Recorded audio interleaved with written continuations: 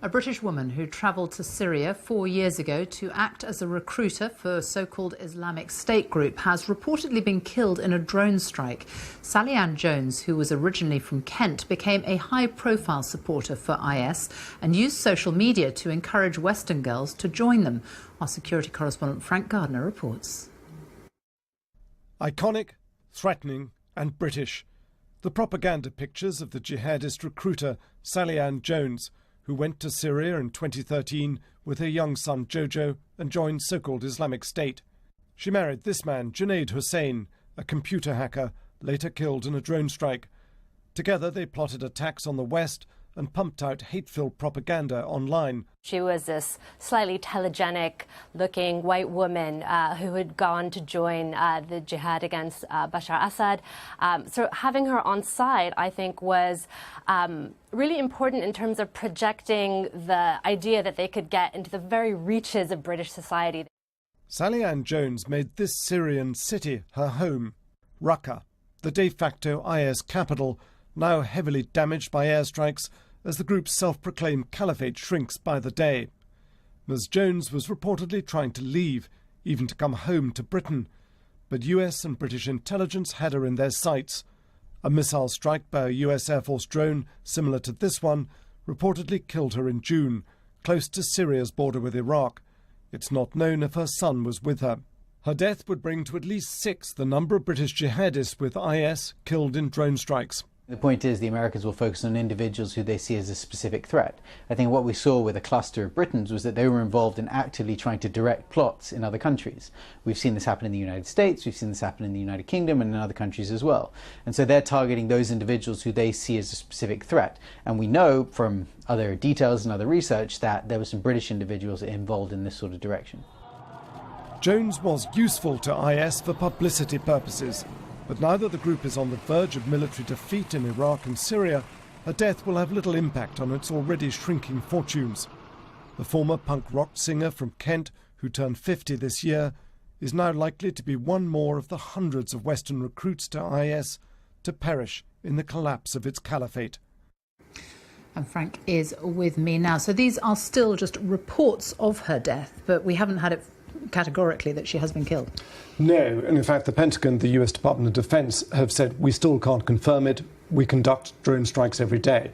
But it's US intelligence officials that have been passing word to their British counterparts that they think it's very likely they have. It would take a special forces team on the ground to gather DNA to prove it conclusively, but I think it's probably true. Is it going to make any difference to them militarily on the battlefield? No, absolutely none. So-called Islamic State are seeing their caliphate shrinking every single day.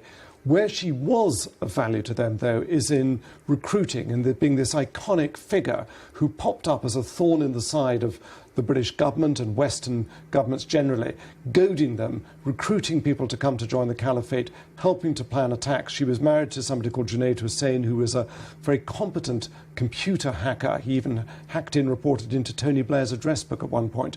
So her loss to them in propaganda terms is quite significant. In military terms, won't make any difference. Frank Gardner. Thank you. News of a developing story here in the UK. We are hearing from the government. They have confirmed to the BBC that a notorious female British jihadist was actually killed in a drone strike in Syria. This is Sally Ann Jones. Well, let's bring in our correspondent Richard Lister, who's been looking into this. What's the government actually said about how she was killed, Richard? They're not saying anything publicly. They're still being quite cautious about these reports which emerged here and in the United States a few hours ago. But Whitehall officials here in London are basically saying that the reports are not incorrect. I think what the concern is that it's impossible to prove definitively one way or another whether or not Sally Ann Jones and indeed her 12-year-old son, who's also thought to have been killed in this drone strike in IS-controlled territory back in June, whether they are definitively dead, because without recovering the bodies, doing DNA tests and so on, it's impossible to say conclusively whether or not they have in fact been killed. She became quite a powerful propaganda tool for Islamic State. Tell us about her and what she's done, Richard. She did become a very powerful propaganda tool for the so-called Islamic State.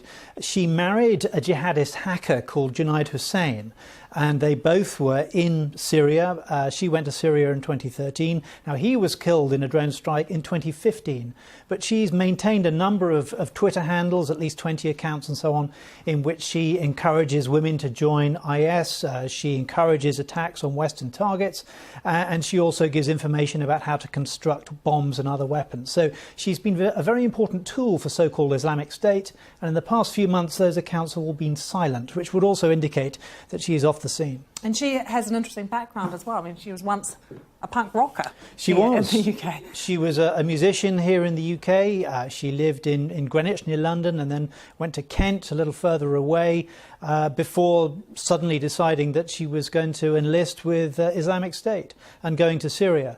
Of course, any Western recruit for IS is a valuable propaganda tool, and the fact that she used this knowledge of social media made her even more so. OK, Richard, thanks so much.